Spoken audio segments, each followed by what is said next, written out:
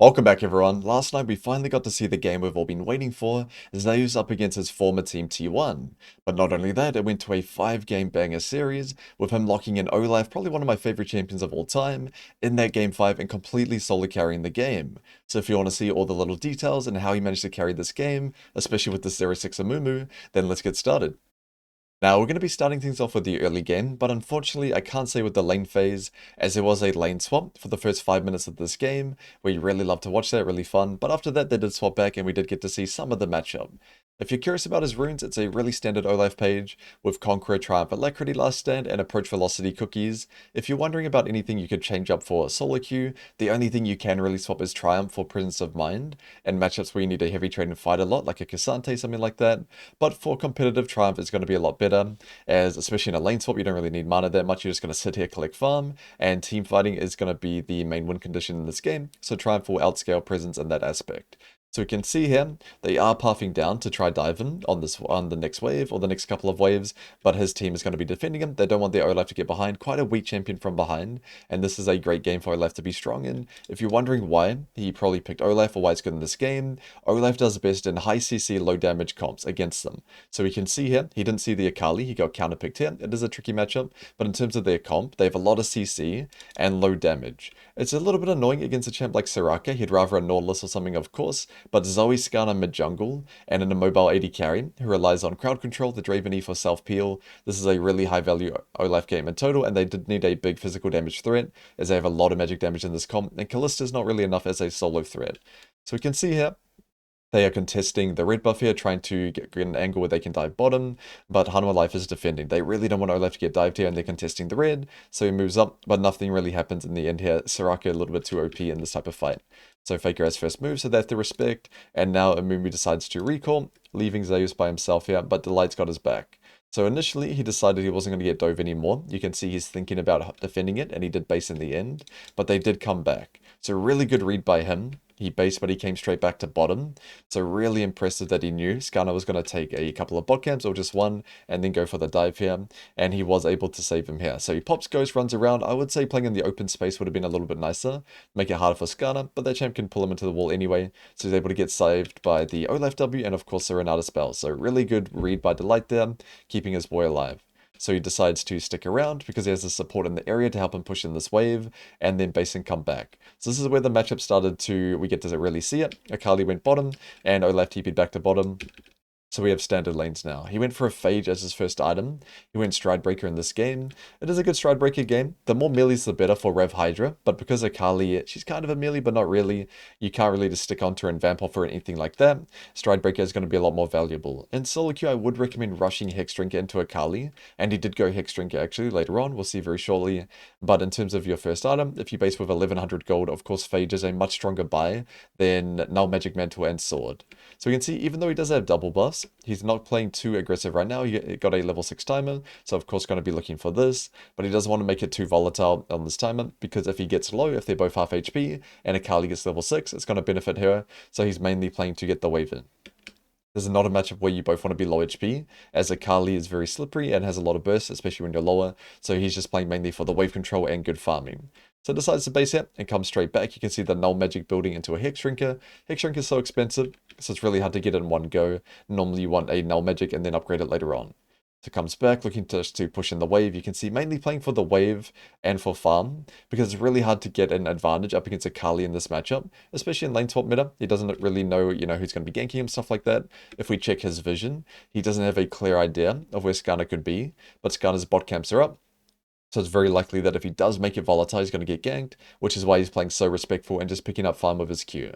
But it looks a little bit too passive, but if you're wondering why, if he did walk up and play aggressive, even if Skarner didn't come, and he got chunked to about 65-70% by Akali, he would be in lethal range.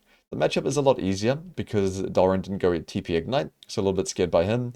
Flash is a bit too cowardly in this matchup for my liking, but even without Ignite, he does have to respect. So you can see, just waiting for the wave to come in, his jungler is farming. The enemy jungler has finished his camps, so he has no idea where he is until now. So now he's going to be looking to play his matchup a lot more freely. But because it's a counter matchup, he is going to be playing mainly for waves and basing and good tempo. So slow pushing here. We can see, and the next objective spawning soon is going to be the Void Grubs, so both teams are going to be playing for that, really controlling vision. But he actually decided not to be a part of that. They decided to give it, and he played for individual advantage. You'll see very shortly. So basing here, picks up his Hex Drinker, and TP straight back bottom. They decided to give the grubs here. They didn't want to fight on this timer. They felt like enemy team was stronger. And now he's using his back advantage and staunching Doran off the wave and giving himself a nice freeze. So in my opinion, this is a good call. The fight could go either way. I feel like red team, it's a little bit more favored for them. So him being able to hold this wave here and just deny a bunch of farm from Akali, of course, resource hungry top laner, you don't want her to be behind, is going to be better for this game. And they're not just fully, completely giving it. They are playing in the area, keeping them interested, and making Doran waste a lot of time while he just grows this massive advantage from freezing, especially on this season with the wave killing each other so quickly. If you can hold this freeze, they're going to lose a lot. So holding that freeze even more, going to make Akali run all the way from grubs down to bottom if she wants to put a stop to him, and she eventually does. So she comes on down, breaks the freeze, and he doesn't want to make it volatile even at this point, even with that XP lead, because Dragon is up next, very likely that both teams contest it, so he doesn't want to get caught out before that objective fight. To speed up a little bit, he just pushes in the wave, and looks for a recall, gets stopped by the bot lane, and mainly looking to play around that Dragon. So his team, you can see they're coming in here, playing for the Drake, surrounding it, playing for that Dragon stacking versus Grub type of playstyle, and especially playing to their strong Olaf, who has this big XP lead over Akali, definitely a good strategy. And especially Olaf having no TP is another good variable as well, of why they most likely want to play for bot side here, instead of trading Dragon for top tower, and because of that, they're able to pick up the free objective. Now, I'm going to skip ahead a little bit just because between the two dragons, nothing really happened at all. Both teams were just farming and waiting for the next drake to respawn, which is fine. Both teams playing for objectives, very standard. So we can see both bot lanes contesting vision, and Delight gets caught out here, which is fine, doesn't really affect anything. He does get killed by Faker, but both macro from top lanes were great here. So Zeus knows I'm level 13 from my XP advantage from freezing. I've got Hexdrinker and Stridebreaker. I'm strong enough to get Prio up against this Akali. So he uses that strength to make Akali answer him, which maintains his great XP and gold from pushing in top, but also creates pressure, and now he's going to be looking to create that numbers advantage. Now, what Doran did well is, even though this is a cannon wave, really hard to give up, he knows Zeus is going to be running down. I don't want to let my team fight without me, with the strong Olaf being there, so he TPs there early to make sure there's no numbers advantage fight created. It would be even number fight, but Olaf would of course be a lot stronger than Soraka if we count a 4v4, so really smart TP. Even though it does feel bad to give up that cannon wave, it feels worse letting your team die and give Dragon here. So they're just maintaining this area, waiting for the light to come back, and one thing I really liked was Zeus positioning here. He's looking for a creative flank. It's pretty rare that you ever want to front to back on Olaf. You constantly want to be looking for flanks and getting behind the opponent. I feel like going for this wave was definitely a bit too greedy though, with both teams contesting here. He could have looked to staunch a bit more, especially if he had a pink ward, he could play this bush a bit more.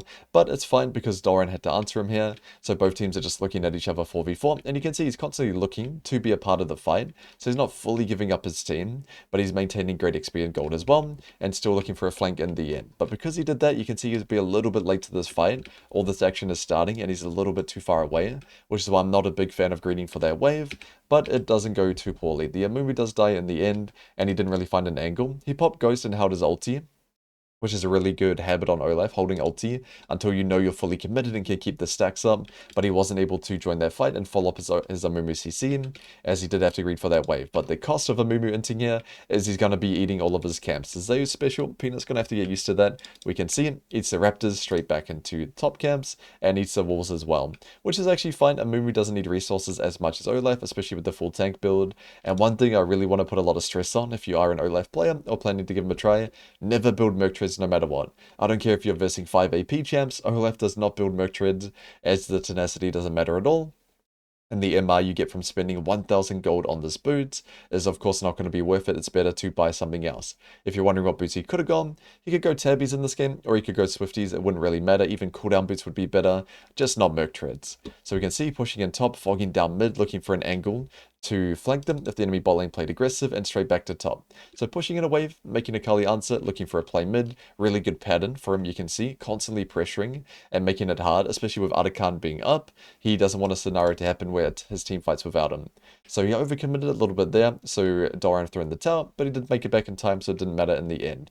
So again, another jungle camp consumed. I'm really liking that playstyle by him. is a lot better than a Moo eating it all. Of course, he's going to use the resources a lot better.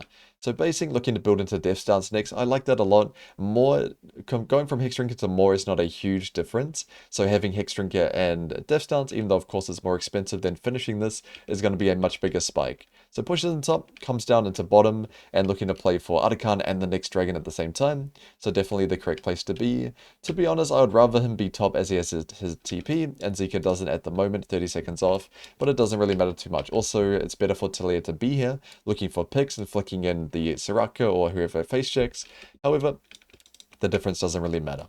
So we can see he's looking to play for Artican, forces it here, rushing it down with his Callista, getting a lot of stacks, so there's no way they lose a 50-50, but that objective does a lot of damage if you don't play around it, so he had to base in TP. Now, even though he started off the fight not in a great position, he came in and saved the day, so we'll watch him here. So basing, TPing in right into the middle of their team, and just run straight in. So pops ulti early, he knows he's going to reach in time. Really good target selection. Goes on Draven, into Zoe, into Soraka here. So really easy fight by him. But great foresight to know he had the base and TP straight away the second he got chunked by Arakan, or he wouldn't have been able to pull that off. So chases Soraka around here. He did go for the execute, even though they're the Arakan buff. He wanted to deny the gold, but we can see here he still got it. So plus 200 gold by him, so definitely worth the chase in the end. So again, greedy for the camps, that's what we love to see from our boy, and basing and looking to get his death stance before the next big objective fight. So comes straight back onto Dragon though, doesn't want to give a situation where they fight without him. It's better to contest this now than greed for your item. Of course, they're on 2 Drakes, don't want to be giving that over, and holding this area here. So playing a little bit slow, waiting for his ulti up in 3 seconds, doesn't want to go in straight away. Use the Dragon as a way to make them come to you. Of course, on Olaf, you want to be running forward, but Olaf is not an engaged champ. You need to use this objective to make them come to you so that you can find an angle. So that's exactly what's going to happen here. You can see they were looking to come in. He was holding the area, stopped them from coming in, and able to get the free dragon for his team. So straight back to base here, and straight back onto the map, looking to maintain his good golden XP. So here we can see, eats the Gromp, eats the top wave, not letting himself fall behind, and looking to get his death stance as soon as he can. So picks it up here. Pretty sure he's going to be waiting for a little bit, but does pick it up, and now looking to fight the next objective. So we can see, going to bottom now, he's going to have TP up very shortly, so it's the best place for him to be. Both teams playing around Baron here. Because T1 is on against Soul Point right now, and Dragon's up in 3 minutes, it's better for them to force a Baron situation now, before both objectives are up. You never want to be in the spot if you have 0 Dragons versus 3, where both objectives are up at the same time, because if you get Baron and they get Soul, feels pretty bad, or if you get Dragon and they get Baron, also feels bad. So we can see, looking to push in bot, make them respond, using the fact that he's a strong side laning champ to make people respond, but he's not going to be hitting the tower or anything like that. The fight is going to be way more important. So pushes in bot, fogs down, fully commits here. We can see, looking to, doesn't want to steal his AD carries farm, but he definitely wants to be in the area in case anything happened. But because no objective, no engage happened, he just went straight back to bottom and looking to continue his push. So again, eating jungle camps, really efficient by him, and looking to pick up his 3rd item. He's not going to get it at this point, but we can see he's playing for it. So it goes bottom here, waiting for the dragon to spawn. It was smart by Hanwha Life. You can see they were kind of holding the Baron area, but they weren't forcing a Baron fight. It's on T1 to force that situation to happen. They need a Baron fight to happen before Dragon is up, or else they have to be in a situation where they might have to give. So we'll go back to here. We can see, looking to play for this Dragon Soul, spawning in around 15 seconds. So you're going to be pushing out bottom first, and then looking to hold that area. You can see, doesn't want to be grouped up with his team, doesn't want to front to back, looking for that creative flank angle with a sweeper. Big fan of that. Now, this is what I would say probably his biggest mistake of the game. Hitting this dragon here makes his positioning in this fight really poor. So you can see, before the fight even begins, I get the idea, trying to do it over the wall with Tilia while he started it, but the reason this is not good is because look at the start of this fight. He's starting this dragon fight off with his teammates over the wall. He's missing 1000 HP because Dragon just really slaps you, and both of them are kind of boxing him in. Really hard to get as much value as possible on his champion in this type of scenario. However, he made best of it. He made them come in. His team blast coned over the wall, so smart angle by them, and then looking for the fight. But you can see, even though they got their cool blast cone creative angle, the fight didn't end up being good. He had to run through all of their shit, all of their CC, and the CC doesn't matter, but all their damage, and by the time he reaches Draven, he's already low HP. So he couldn't really get as much value as he would be able to. So Draven flashes away, they died to Renata, where if this exact type of fight happened, but he was holding a flank position, full HP, not tanking that dragon, I guarantee their chance of winning this fight would have been a lot higher. Now, even though Zeus did mess up in that team fight, in my opinion, he more than made up for it in the next couple of fights, where he completely took over. And luckily for him, T1 made a bigger mistake here, where they tried to end the game. And a lot of people called them out for this, but to be honest, I see the angle, I see why they went for it. They've got the grubs, it's a 4v1, the problem is the size of their wave. If they just had their cannon minion of this wave still alive, we can see 2600 HP cannon, this is going to be a really easy end for them. And Mumu just barely cleared the wave here, and stopped them from being able to end. So if they had their cannon minions still alive, definitely going to be an end angle. But unfortunately it wasn't, and now their tempo is so behind, they don't have time to base and make it back to Baron, so Life was able to get a big Baron and punish that mistake. So get a free Baron here, come straight back onto the map, and looking to utilize that. Now their Baron Maker here was very, very safe. They might have messed up before and been scarred, or they just prefer doing it this way. Either way, it's fine. Where Zeus could have gone bottom here and pushed out the wave and tried to do 2 lanes. The reasoning why you'd go mid here is if you're scared your team will get engaged on, but a lot of his teammates have flash. If Viper sits a little bit further back, they can definitely use this and buy time for him to come. And he can definitely TP in time, where if they had a harder engage comp, maybe they had a champ like Rakan, something like that, or a lot of no-flash teammates, really risky, he can just group up straight away, that's perfectly fine. But here he decides to group anyway, more of a general rule they're probably following, and then now he knows his team is alive, they're not going to get caught out, then he goes down to bottom and tries to push out that wave. So a little bit safe, but definitely not a problem. With Baron, it's always better to be safe than sorry, even in solo queue. So bases here, builds his more, looking to finish off his Sundered Sky later on, but really solid build. A really good 3-core on Olaf is having DD and more together. It's a really good build. You have Rev Hydra and Stridebreaker, and then DD more. It's one of the more drain tanky builds you can build, and he's going to be really hard to take down, as you'll see in the upcoming fight. So looking to push in top, waiting for the Dragon Soul to spawn again. They're mainly going to be playing for that.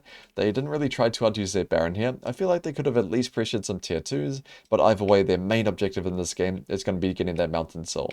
So pushes in top, basing and TP in straight away. Really great habit to TP here. You saw Dorian did it earlier on this ward.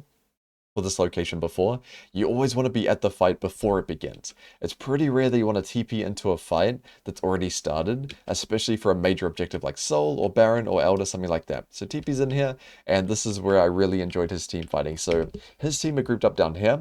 He's got a really good flank position. That's what I wanted him to do earlier when he was greeting for the wave.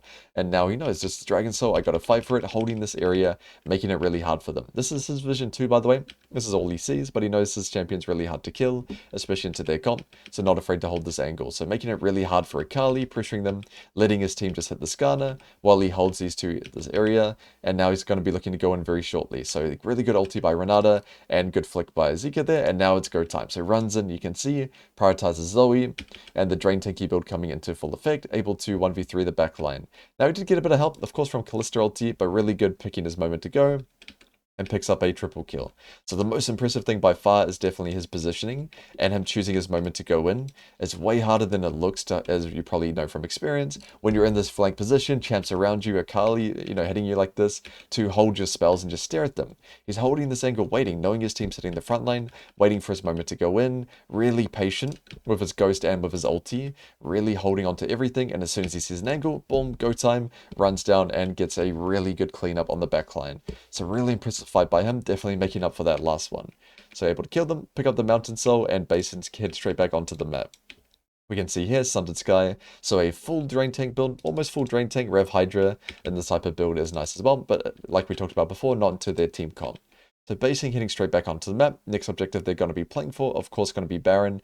Even though they have Soul, it's hard to make any progress on their towers without Baron, so they're mainly going to be waiting for that. So we can see holding the area. They don't care about bot wave that much. The Baron is way more important. At this point, 40-minute Baron fight with death times being this long. Bot wave doesn't really matter at all. So holding this area, looking for their moment to go in and make the enemy team contest them, even though they have Mountain Soul here. So we can see Baron up now, just starts it, brute forcing them, makes them come to him. You can't engage on Olaf, you need to use these objectives to make them come in. Really good wall by Zika, and looking to burst down this Baron before they can get over. So really good smite. And now looking to kite out, waiting for their moment to go in. And again, look at his angle. He's not playing with his team. He's not hitting the Skarner. He's holding the flank position, making it really uncomfortable for the backline for Zoe or for Draven to do anything, even Soraka holding that angle there. You can see his team is fighting front to back, and he's holding that flank position. So we can see go time goes on to carrier straight away, taking out the Soraka, the real carry on their team, and making Smash flash away. So really impressive positioning in 2 back-to-back team fights, putting his team on the right track to end the game. So we can see basing, looking toward build towards GA last. I'm not a big fan of GA on Olaf in general, but he based with that amount of gold for a BF sword, and he probably knows the game's going to end before his last item anyway, so not a big issue. If you're curious about the optimal buy, it would be Jaksho the pro team as his last item, or maybe even Spirit Visage is really good with this type of build, but Jaksho build path is not as good as BF sword. Of course, like a Giant Spout or a Chain Vest, this is a better buy for this recall. So looking to wait for his team. They're slacking off a little bit, waiting for them to be in the right area. And now we're going to see that fight we saw at the intro. So we can see again, pushes in mid, groups up with his team, doesn't want to give any type of timer for the enemy team to engage on him and him be mid. You can see he doesn't have TP, so he'd rather be bottom and let his TP or global ulti mid laner be there. Also, a good benefit of having Tillia mid is what we just saw. She can cut off people with ulti, making it very easy to play for that tier 3 and even burn the Skarner flash. So we can see again, not quite with his team. You can't flank them in their own base, of course, but not quite with his team, playing on that side angle, waiting for his moment to go in, hits that Q onto smash, and it's go time. And now you can see the full power of that Drain Tank build, and really just tanking double Nexus towers, bashing down the Soraka. Really good target selection as well. Soraka before the Zoe, as if he's trying to hit the Zoe, Soraka will be healing him, so it's better to do the other way around, and now he's able to end the game. So I'd say there's definitely some mistakes in this game. Of course, in the early game wasn't as exciting as we'd like to see in the Olaf Akali matchup, but the way he team fought was exceptional, especially at the later points of this game, and the Olaf pick as well in that fearless draft mode really being a clutch factor for his team. Alright everyone, that's it for now. If there's any pro game you'd like to see me cover next, especially if there's an exciting champion running around, feel free to let me know in the comments below. I'll see what I can do, and I'll see you all next time.